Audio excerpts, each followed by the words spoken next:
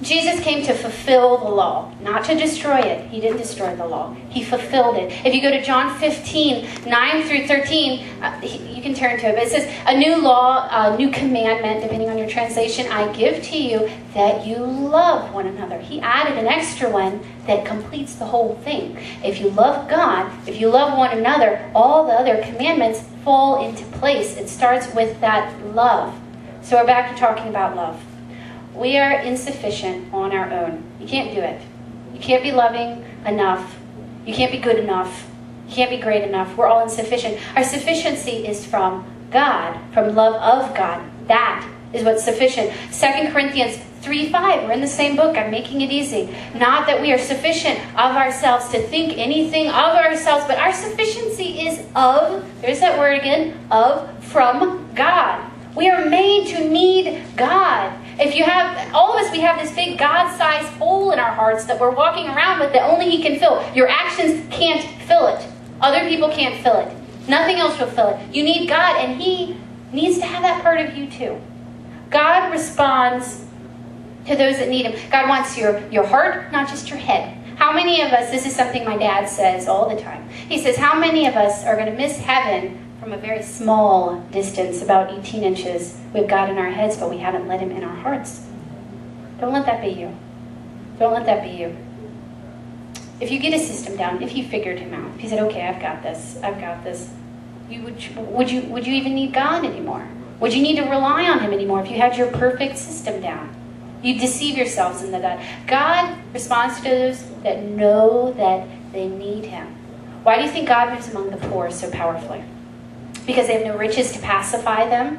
They have no distractions to delude them into thinking that everything is okay. They look around and go, this is crap. I need God. And they're right.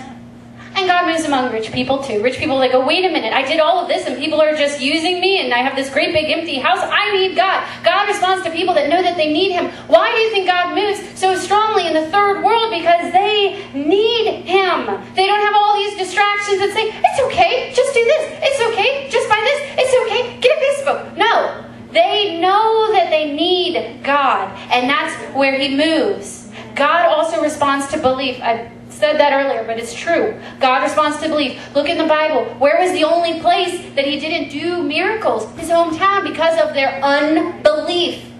There is a power to believe. You believe that God's going to speak to you, He'll speak to you. You come expecting Him to move in your life, He will, because you're looking for it. And then it'll happen. If you could sit there and God could be moving all around, you go, He's not going to move. No, I don't see it. I was right. Look up.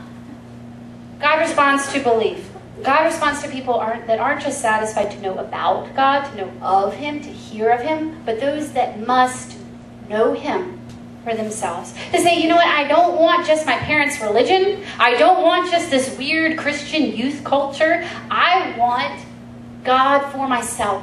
And that's when God begins to speak to people. When we say, you know what, I can't do it. It's not that we've attained some spiritual greatness and through our great doctrine and our great exegesis and our great theology, we go, oh, I found God. No. It's when we say, God, I'm trying and I'm looking and I'm trying and I can't do this and I need you. And then He says, finally.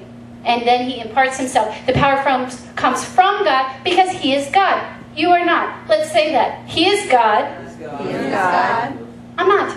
I'm not. Good. Now rely on Him. He's smarter than you. Your personal testimony with God, that you know Him, you believe in God because you know Him, that is the most powerful testimony you have. When you're witnessing to people and they want to pull you into some debate, forget it. Don't do it. It's not worth it. Share your testimony. No one can debate that. No one can debate the change that's happened in your life. No one can debate the love, the success, the joy, the meaning that you now feel. Leave the debating to the Pharisees and the Greeks. Keep your testimony, your relationship with God. That is what it's about. Don't let yourself get distracted. And know this, that there is no distraction. That there is no distraction. There is no circumstance. There is no anything that you should allow to be powerful enough to eliminate your time with God. I don't care how busy you are. I know I went through a time where I was like, God, I just got to do this and this and this, and then I'll get time with you. Oh, and I got to do this, and then I'll get time with you. And He told me, you'll never have time. You have to make time for God. Watchman Nee, sit, walk, stand. It's a book he did. It's a study on Ephesians. And what he says, you must first sit with God before you understand Him enough to walk with Him.